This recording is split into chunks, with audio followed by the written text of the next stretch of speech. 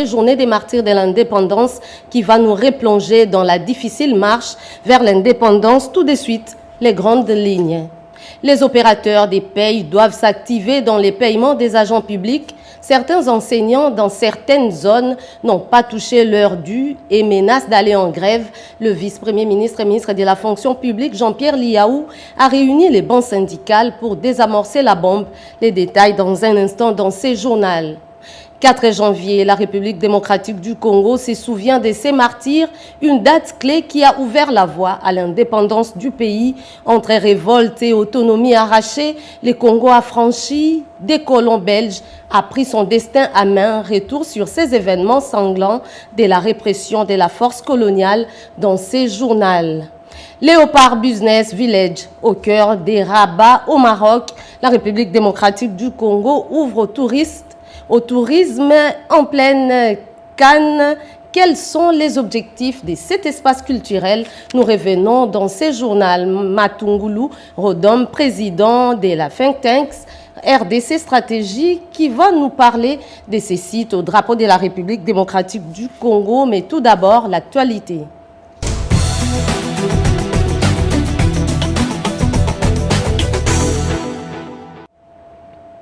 Bienvenue à toutes et à tous. L'un des événements majeurs en ces débuts d'année 2026 est l'admission depuis le 2 janvier 2026 dernier de la République démocratique du Congo au Conseil de sécurité des Nations Unies pour le chef de l'État Félix-Antoine Tshisekedi Tshilombo. La RDC s'affirme désormais comme une puissance d'influence sur la scène internationale. Je vous propose cet extrait.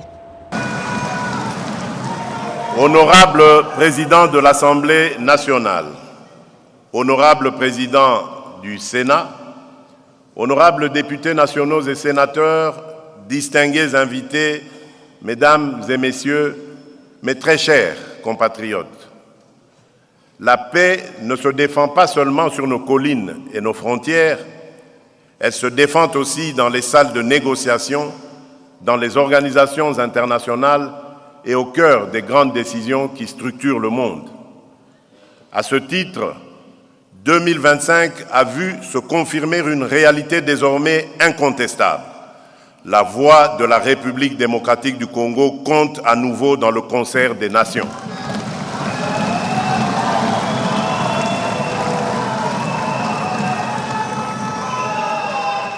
En effet, dans le prolongement de l'adoption par le Conseil de sécurité des Nations Unies de la résolution 2773, notre pays a été élu membre non permanent du Conseil de sécurité pour la période 2026-2027 avec 183 voix sur 187 après avoir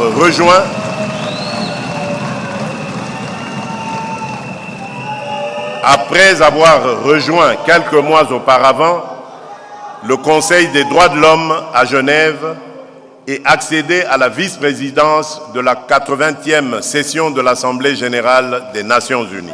Au plan régional, la République démocratique du Congo a pris en novembre 2025 la présidence de la conférence internationale sur la région des Grands Lacs, CIRGL.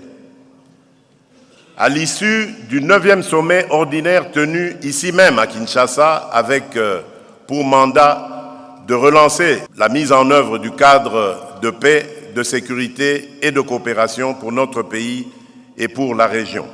Ces responsabilités attestent que la République démocratique du Congo s'affirme désormais comme une puissance d'influence et de proposition, appelée à peser sur les décisions majeures qui façonnent la paix, la sécurité, les droits humains et le développement en Afrique comme à l'échelle mondiale.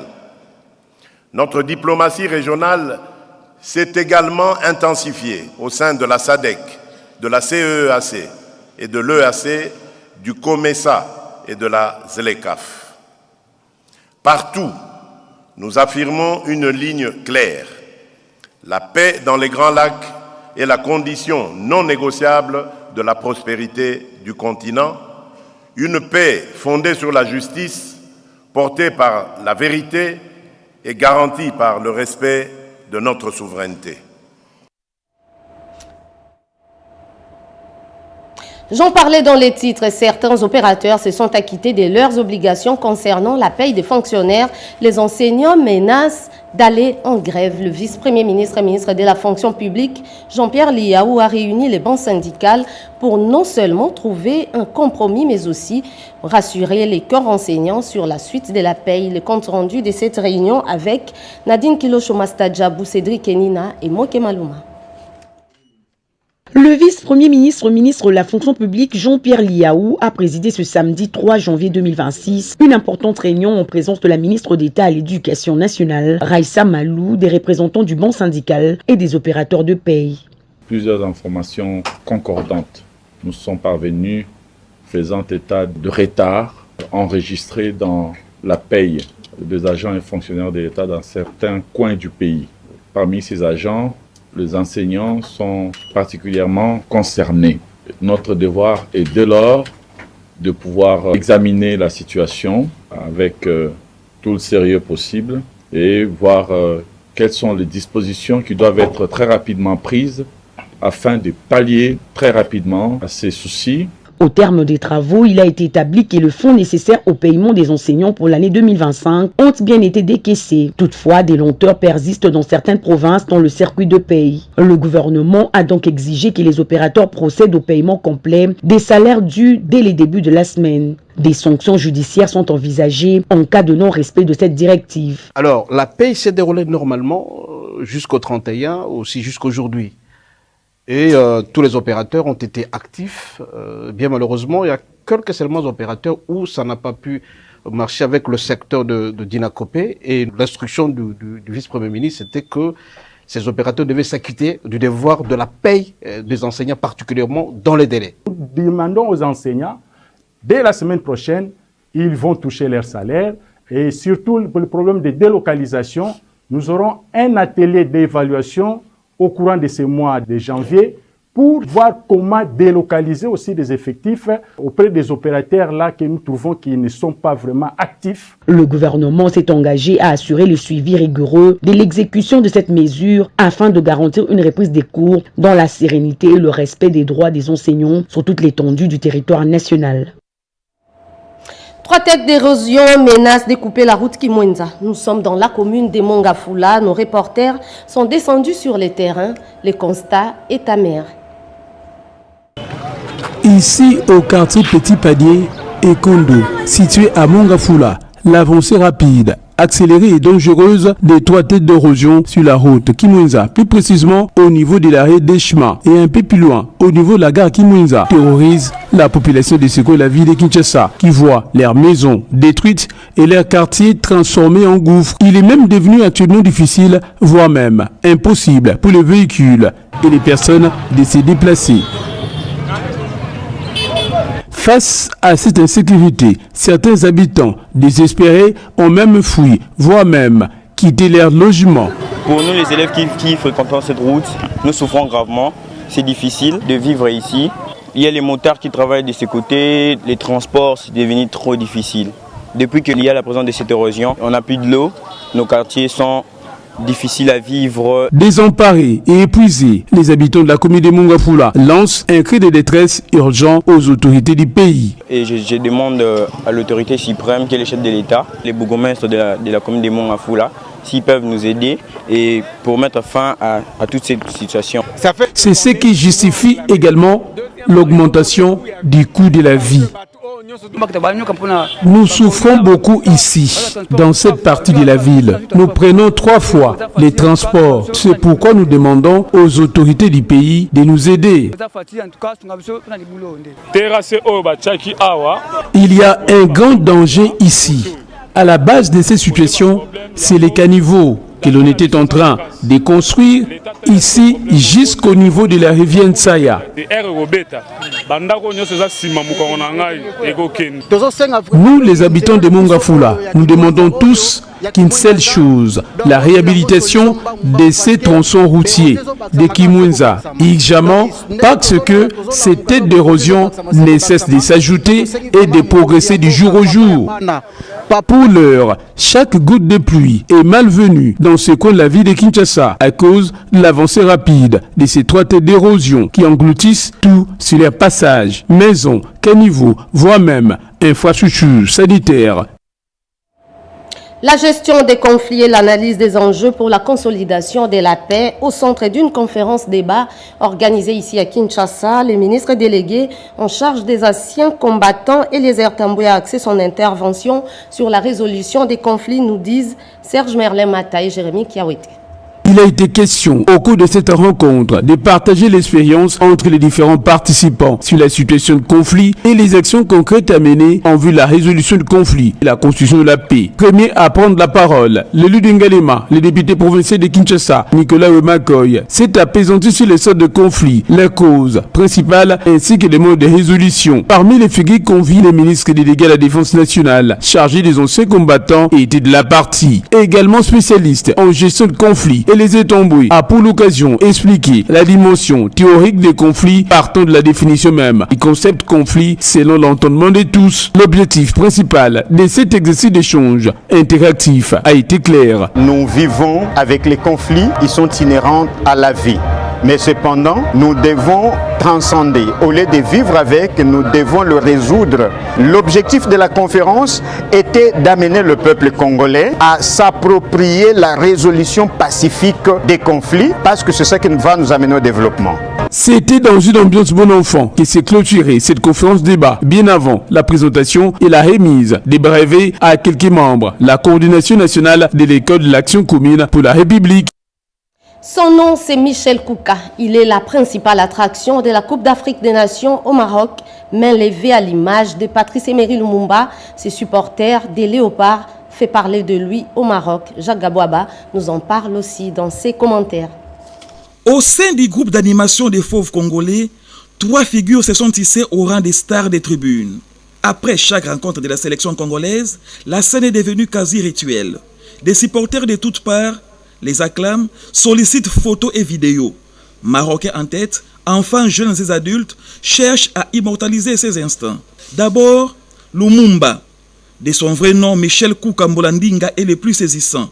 Il demeure debout, immobile et erratique, impeccablement vêtu de costumes taillés aux couleurs du drapeau congolais.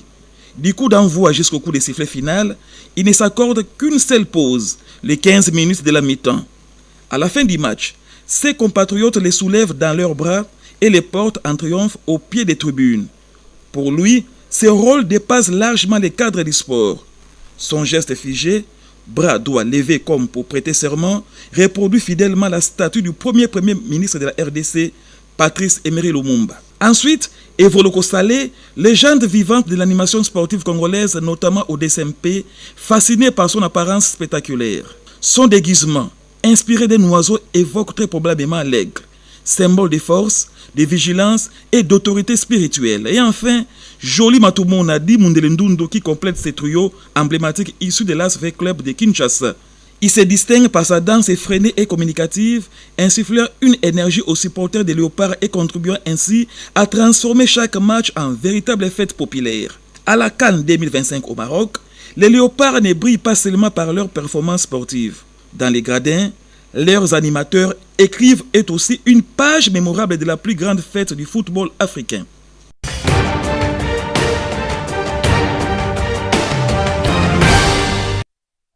Les activités du chef de l'État déployées au courant de cette semaine à travers la semaine du président signée par Pierre Kibambeso Moïsa. Fidèle à la tradition, le couple présidentiel a adressé en fin d'année le message de meilleurs vœux à la population congolaise. Aux côtés de son épouse, la distinguée première dame Denise Nyakeru Tshisekedi, le président de l'Herbiu Félix Antoine Tshisekedi Tshilombo a rendu un hommage solennel aux populations du Nord et du Sud Kivu vivant sous l'occupation, à celles de l'Ituri ainsi qu'aux forces armées de la RDC et aux patriotes Ouazalendo qui défendent l'intégrité territoriale du pays au prix du sang. Le chef de l'État en a aussi appelé à l'unité et la cohésion nationale face à l'agression de l'Est de la RDC par le Rwanda et l'AFC M23. Restons unis et solidaires, a dit Le président de la République s'est agi d'un appel à la cohésion nationale et à l'unité pour un Congo plus fort. La distinguée première dame a adressé un message compassionnel appelant à garder l'espoir et à la solidarité envers notamment les familles éprouvées. Fin de la mission de l'ambassadrice des États-Unis d'Amérique en République démocratique du Congo. Madame Lucie Tamlin a fait ses adieux officiels au président de la République Félix Antoine Tshisekedi Tshilombo au cours d'une audience à la Cité de l'Union africaine. La diplomate américaine a dressé un bilan positif de la coopération bilatérale entre Washington et Kinshasa. Elle a salué la solidité du partenariat stratégique entre les États-Unis d'Amérique et la République démocratique du Congo. Une relation marquée par un dialogue politique soutenu, une collaboration sécuritaire renforcée ainsi qu'un engagement commun en faveur de la stabilité et du développement de la RDC, a-t-elle déclaré. Le président de la République a exprimé la reconnaissance à l'ambassadrice Lucie Tamlin pour son implication active tout au long de sa mission. Le chef de l'État a salué son rôle dans le renforcement des relations bilatérales entre la RDC et les États-Unis d'Amérique. Il lui a adressé ses vœux de plein succès pour la suite de sa carrière diplomatique. Le vendredi, le président de la République Félix Antoine Tshisekedi Tshilombo a présidé à la Cité de l'Union africaine la 73e réunion ordinaire du Conseil des ministres, la toute première de la nouvelle année 2026. 3 points essentiels étaient inscrits à l'ordre du jour de la réunion: la communication du président de la République, le point d'information et l'approbation d'un relevé des décisions du Conseil des ministres. Selon le porte-parole du gouvernement Patrick Mouyaya, le président de la République a dans sa communication tenu notamment à réitérer à l'endroit de chacune et de chacun le vœu de paix, de santé, de réussite et d'engagement républicain qu'il avait formulé lors de la 72e réunion du Conseil des ministres. À cette occasion, le chef de l'État a rappelé les instructions données qui demeurent pleinement d'actualité et constituent le socle de l'action collective. L'année 2026, a insisté le président de la République, doit impérativement être celle de la consolidation de l'action publique et du passage résolu de l'intention à l'impact concret et mesurable au bénéfice direct du peuple. Et d'autres faits marquants de la semaine qui s'achève, c'est dans la semaine en 5 minutes. Suivez. Dans la semaine qui s'achève, la République démocratique du Congo a officiellement intégré le Conseil de sécurité en tant que membre non permanent pour un mandat de 2 ans. Les drapeaux bleu-ciel frappés de l'étoile jaune et de la bande rouge diagonale flottent désormais parmi ceux des autres membres à New York, aux États-Unis d'Amérique.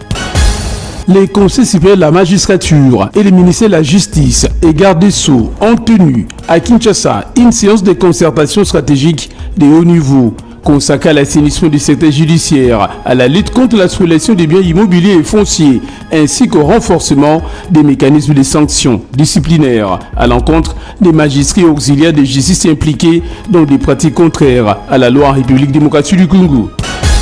En début de semaine, les jeunes du territoire de Walikale sont descendus dans les rues de cette localité afin de protester contre l'agression rwandaise et de soutenir les forces armées de la République démocratique du Congo engagées sur le front et la souveraineté du pays. Accord de Washington pour la paix et la prospérité, contenu, enjeux et perspectives pour la République démocratique du Congo. Les sujets a été abordé lors du spécial briefing de presse co-animé par les vice-premiers ministres, ministre de l'économie nationale Daniel Mokoko Somba et le ministre de la communication et médias, porte-parole du gouvernement Patrick Mouyaya Katemboué. Les comités de suivi, la paie des agents de l'État s'est mobilisé pour accélérer et finaliser les paiements de salaire de décembre 2025 pour les agents de l'État, tout en coordonnant avec les intervenants et acteurs de la chaîne de paye. Question d'assurer et de garantir les bons déroulements des versements du mois de décembre. Après plusieurs semaines des travaux de perturbation, la circulation a repris sur l'avenue Kassavubu avec la remise en service du pont Kabou entièrement reconstruit. Dans le Lualaba, la commission d'enquête dépêchée sur place pour statuer sur la problématique de l'exportation minière artisanale a déjà entamé les travaux proprement dits de contrôle des entités de traitement concernées munis de leur dossier complet. Ceci dans le but d'élever les équivoques autour de la question. La République démocratique du Congo a accueilli 2026 dans une atmosphère des foi, des partages et des prières, avec de nombreux lieux de culte et des prières ouverts pour l'occasion, exhortant les fidèles à un nouveau départ, à l'unité et à la paix pour le développement de la République démocratique du Congo. Et pour finir, à la CAN Maroc 2025, à Rabat, une mobilisation exceptionnelle est organisée pour soutenir les léopards, la République démocratique du Congo. Les supporters congolais font sensation sur place dans le tribune, l'on peut sentir l'ambiance qu'ils mettent et certains d'entre eux sont même devenus des vrais stars de la compétition.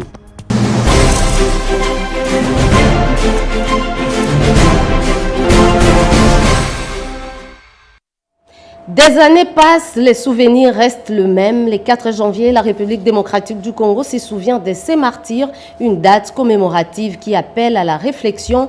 Revisitons l'histoire à travers ces grands formats de ce journal réalisé par Sandra Nyangitabou et Yann Mangoyo.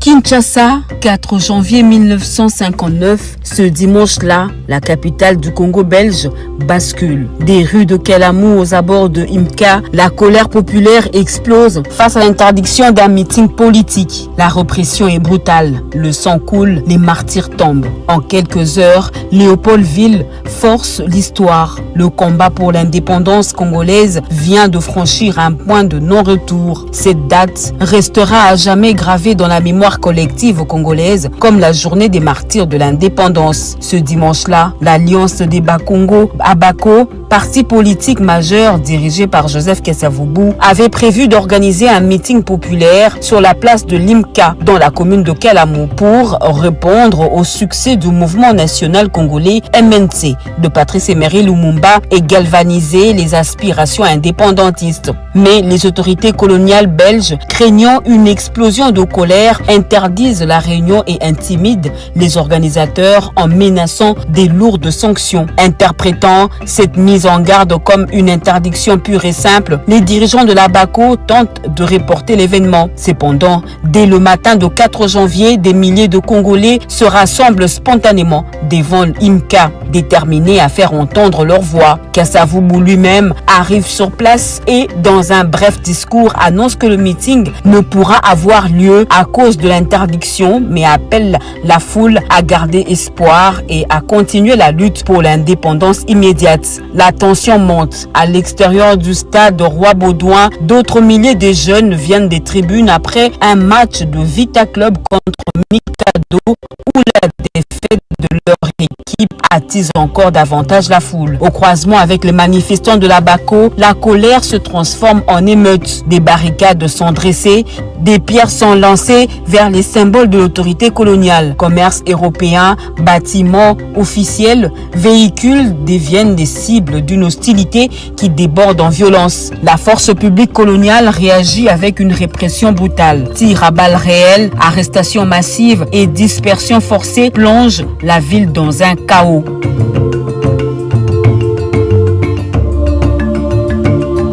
Selon les chiffres officiels de l'époque, au moins 49 personnes trouvent la mort ce jour-là, bien que les nombreuses sources congolaises évoquent un bilan plus lourd. Durant 3 jours, du 4 au 7 janvier, Kinshasa est le théâtre d'une colère populaire sans précédent, avec des affrontements qui s'étendent dans plusieurs quartiers. Ces émeutes de janvier 1959 sont rapidement perçues non seulement comme une protestation contre l'interdiction d'une réunion politique, mais comme un cri national pour l'autodétermination. L'impact politique est immédiat. 9 jours après ces événements, les autorités belges annoncent une ouverture vers une indépendance future du Congo qui sera officiellement proclamée le 30 juin 1960. Depuis lors, le 4 janvier est célébré chaque année en République démocratique du Congo comme la journée des martyrs, jour férié et symbole du courage et du sacrifice du peuple congolais dans sa lutte contre le colonialisme.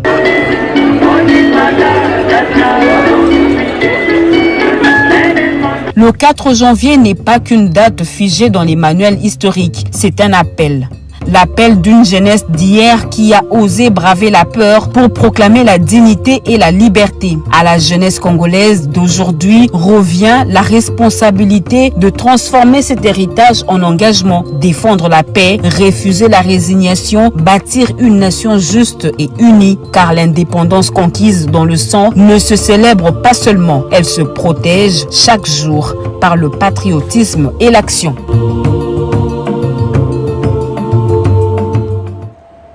La journée des martyrs de l'indépendance, le 4 janvier, on en parle encore dans ce journal à travers ces récits de Richard Kalala. 4 janvier, le sens d'une célébration commémorative. Léopoldville, aujourd'hui Kinshasa, n'échappe pas aux boursouflures de cette vague impétueuse. La révolution spirituelo-socio-culturelle, portée par l'abbé Albert Maloula, à travers ses publications sur la conscience africaine, la participation de Patrice Emery Lumumba à la conférence d'Accra, ainsi que la montée insidieuse d'interdiction par l'administration coloniale de toute forme de manifestation, finissent de mettre le feu à la mèche du cocktail Molotov le 4 janvier. Ces jours-là, le gouverneur général de la colonie et en charge de l'administration de la ville refuse à la dernière minute la tenue du meeting de restitution des recommandations de la conférence d'Accra par l'Abaco à la place Imka en début d'après-midi. Déboussolés, les membres et partisans du parti cher à Joseph Kasavubu, en communion avec les Lumumbistes, dont le champion revenait justement d'Accra, en étaient à la recherche d'une alternative suite au refus du pouvoir lorsqu'ils furent rejoints par une foule nombreuse de supporters des Vaticano, aujourd'hui Vita Club, qui venaient de voir leur équipe battue par Mikado avec la complicité arbitrale au stade Reine Astrid, autrement dit Tata Raphaël. Ces derniers avaient déjà pris la mesure de leur colère en saccageant tout sur leur passage. Ils ont l'intention de déverser leur courroux sur le colon et juste à proximité, ce qu'il y a, ce sont des commerces et ils se sont rués sur ces commerces pour piller et saccager. Donc la police du colonisateur est envoyée sans aucune retenue. Il massacre la population, il massacre donc ces supporters déçus du football et les adeptes de l'Abaco. Et selon le bilan officiel, il y a eu environ 49 morts. Et selon certaines sources, il y a eu beaucoup plus que ça. Il y a eu plusieurs arrestations, on parle de 300 personnes arrêtées, mais il y a eu aussi beaucoup de blessés. Ces indigènes avaient cette information, ils étaient donc convaincus que la terre sur laquelle le colon faisait la loi leur appartenait et qu'ils avaient bien le droit de revendiquer l'indépendance. La soirée et la nuit du 4 janvier furent autant de pertes en matériel qu'en vue humaine.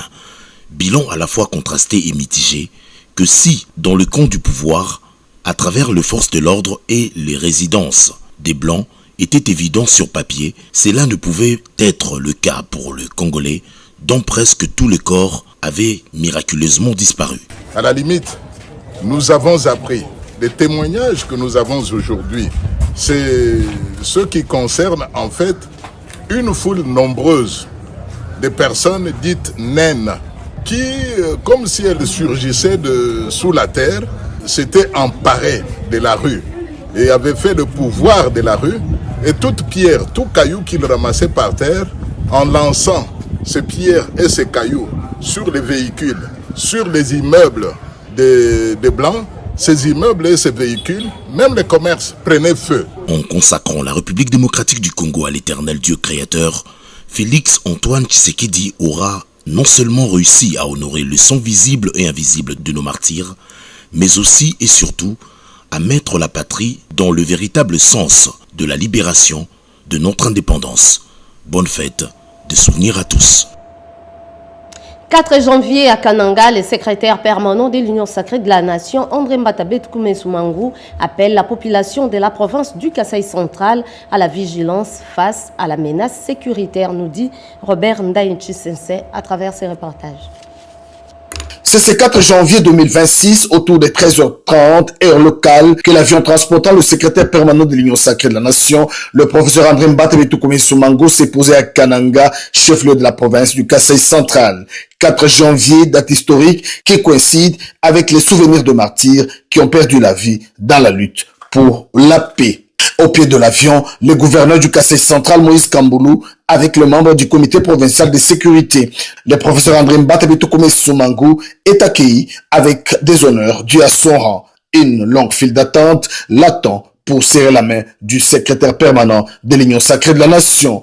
Des chants, danses, cris de joie, témoignant du soutien envers le porte-parole de l'Union sacrée de la nation, surtout après la promulgation de la loi créant l'ordre national du léopard, une première pour un député de l'Union pour la démocratie et le progrès social. Le secrétaire permanent de l'Union sacrée de la nation a exprimé sa gratitude envers la population pour cet accueil chaleureux qui restera gravé dans sa mémoire. Si on était revenu avec le président, on n'allait pas nous jeter des pierres parce que le travail est en train de se faire. La route de Kanambambouji, tous les projets sont en marche et le président de la République est déterminé à les aboutir dans l'intérêt de la population du Kasaï central qui a toujours voté massivement pour le chef de l'État. Il a invité la population de Kananga à rester vigilant face aux menaces sécuritaires qui pèsent à l'est de la République démocratique du Congo. Avec Félix Antoine Tshisekedi Tshilombo, cette guerre prendra fin, a-t-il martelé. La charte adoptée lors du congrès fait du gouverneur de province le président du conseil provincial de l'Union sacrée. Demander à cette province de rester soudée derrière le président de la République, chef de l'État, et dire à cette province de ne pas désespérer. Tous les projets que le président, qui est un homme de parole, il a promis, nous allons les réaliser. Et même cette guerre de l'Est qui nous est menée par le président Kagame, cette guerre, nous la gagnerons. Cet accueil en ce 4 janvier 2026, date de martyr, constitue un moment fort qui rappelle l'importance de l'unité face aux défis sécuritaires. Je le disais dans les titres, la République démocratique du Congo sous les projecteurs au Maroc. En dehors du ballon rond, l'aspect touristique s'affiche en grandeur nature. Les Léopards Business Village et cette vitrine du soft power congolais, une initiative du think tank RDC Stratégie placée sous le haut patronage du chef de l'État et l'accompagnement du ministre du Tourisme. Et qu'en est-il réellement? La réponse dans ces reportages de notre confrère Chris Sumbula. Cette initiative a démontré la capacité du pays à structurer des espaces d'influence et de rayonnement en utilisant le sport et le tourisme comme levier du soft power, de cohésion sociale et de diplomatie économique. Au-delà de l'événementiel, le Léopard Business Village s'impose comme un hub d'affaires et de networking, facilitant des échanges entre acteurs économiques, porteurs de projets et partenaires internationaux. Le Léopard Business Village, véritable ambassade éphémère de la RDC, est dédiée au sport, au business, à la culture et à la diplomatie économique. Le Léopard Business Village, il offre à la République démocratique du Congo une plateforme stratégique pour promouvoir son image, son potentiel et son unité nationale. En réunissant la diaspora et les acteurs nationaux autour d'une vision commune, le Léopard Business Village incarne une nouvelle manière de penser la présence congolaise lors des grands rendez-vous internationaux. Le succès rencontré par cette première édition confirme la pertinence du concept et ouvre la voie à sa pérennisation. Plus qu'un simple lieu, le Léopard Business Village s'affirme désormais comme un label porteur d'une ambition claire. Positionner la République démocratique du Congo comme un acteur moderne, organisé et attractif sur la scène africaine et internationale. À travers cette initiative, la RDC a envoyé un message fort. Lorsqu'elle se rassemble, elle ne se contente pas de vibrer au rythme du football, elle inspire, connecte et performe. Le Léopard Business Village sert donc de vitrine au savoir-faire congolais, mettant en lumière la créativité, l'innovation et l'esprit d'entrepreneuriat de la RDC.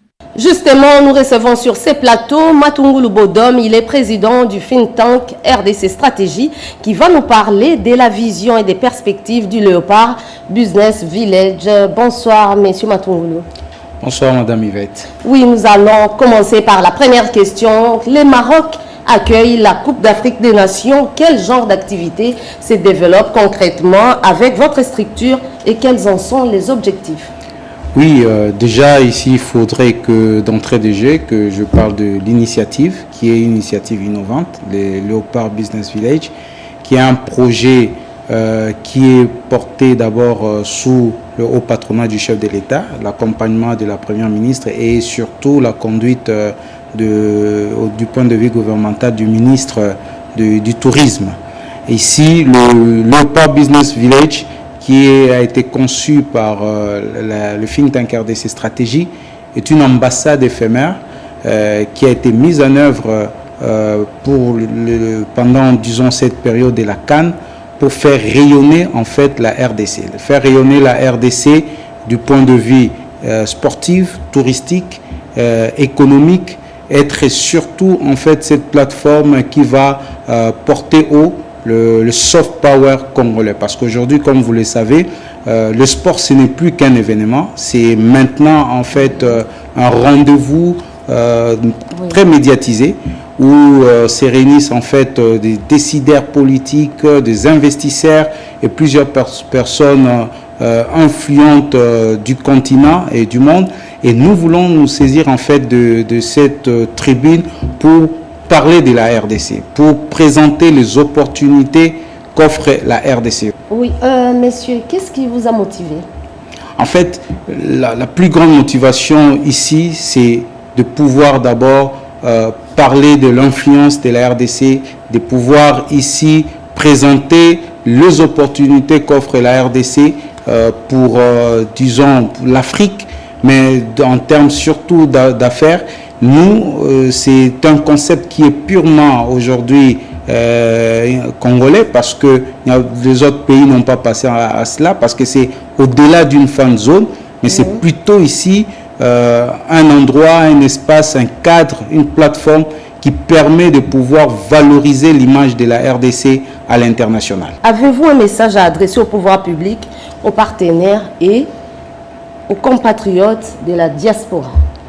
Déjà, ici, comme je l'ai dit d'entrée de jeu, que c'est une initiative qui trouve son originalité, parce que sur les 24 pays qui participent à cette Coupe d'Afrique, aucun pays n'a pensé à mettre en place un village économique comme le nôtre. C'est déjà ici un message fort que la RDC envoie au monde pour dire qu'aujourd'hui, elle est prête à innover.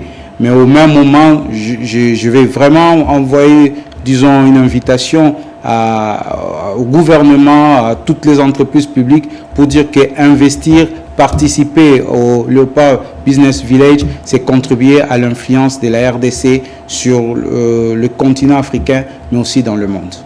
Merci, messieurs Matungulu. Merci, madame. Nous venons de recevoir sur ces plateaux monsieur Matungulu Bodom, il est président du think tank RDC Stratégie.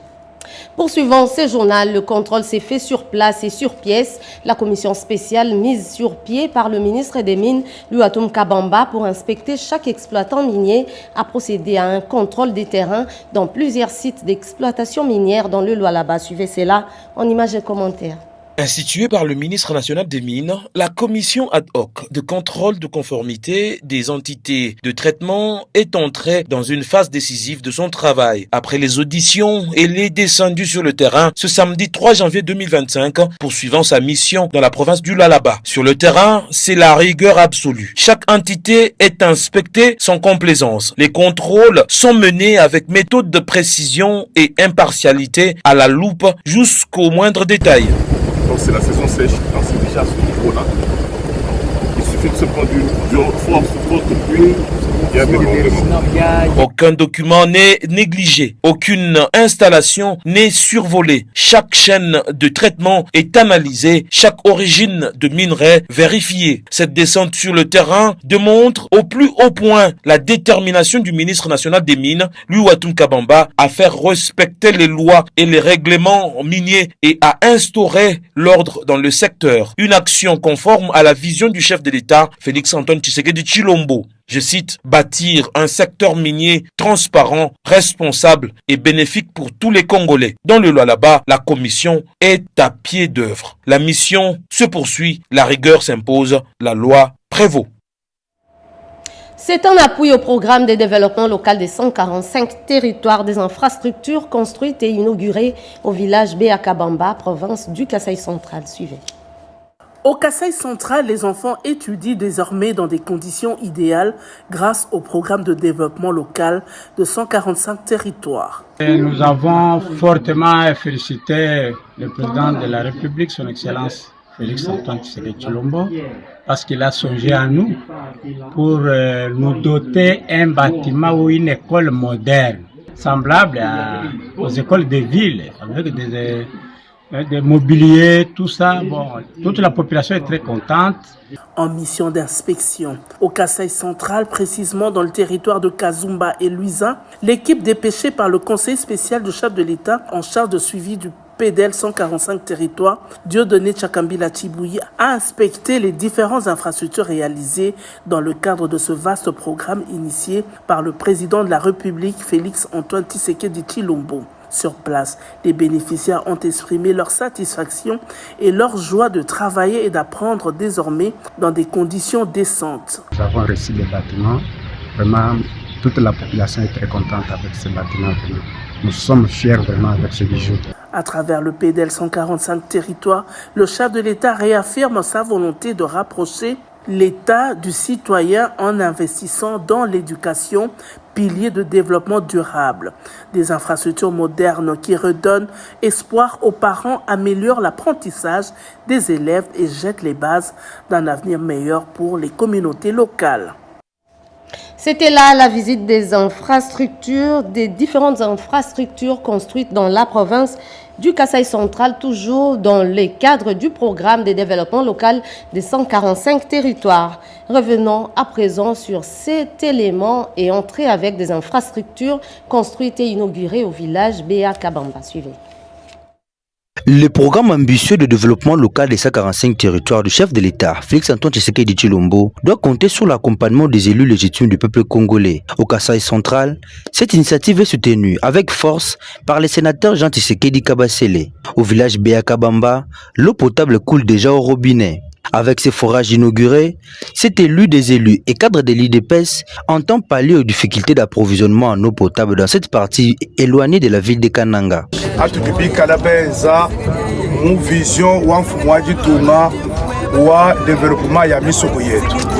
Pourquoi ne pas accompagner les PDL 145 territoires de notre chef de l'État? Nous sommes debout pour soutenir cette vision ici chez nous au Kasaï central. Nous allons inaugurer les forages d'eau dans chaque village. un centre de santé, un centre de formation. C'est une satisfaction totale pour les bénéficiaires.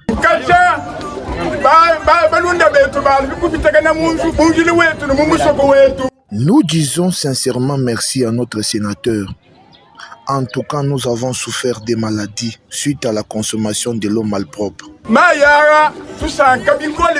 Depuis l'indépendance, sans consommer l'eau potable, la population du village Béa Kabamba a accueilli avec sourire et émotion cette infrastructure sociale. À présent, ces activités déployées dans la province du Olomami, suivez cela en images et commentaires.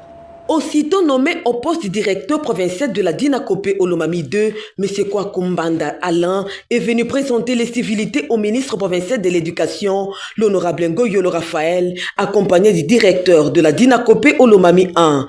Dans son office de travail, Yolo Raphaël lui a rappelé sa mission et son rôle en tant que directeur, en chutant par quelques conseils sages pour faire avancer ce secteur éducationnel selon la vision et la philosophie du ministre national de l'Éducation, Raïssa Malou, ainsi que du gouverneur des provinces, l'honorable Banzamoulou Mbarmo. Au sortir de cette audience, M. Mbanda Alain s'est exprimé à la presse. Aujourd'hui sur le sol Haut-Katangé et aussi au ministre d'État, Omar Raïssa, qui a porté son démission en me nommant comme directeur provincial de la Dinakopé au Olomami 2.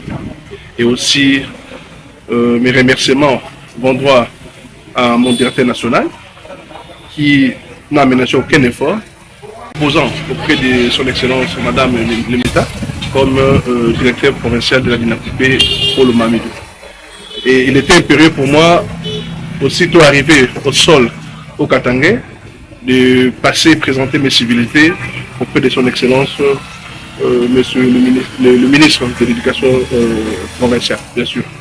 Alors, au cours de cet échange, il m'a prodigué des sages conseils dès la prise de mes fonctions, parce que je pourrais quitter Kamina le mardi pour Boukama, C'est là où il y a mon poste d'attache.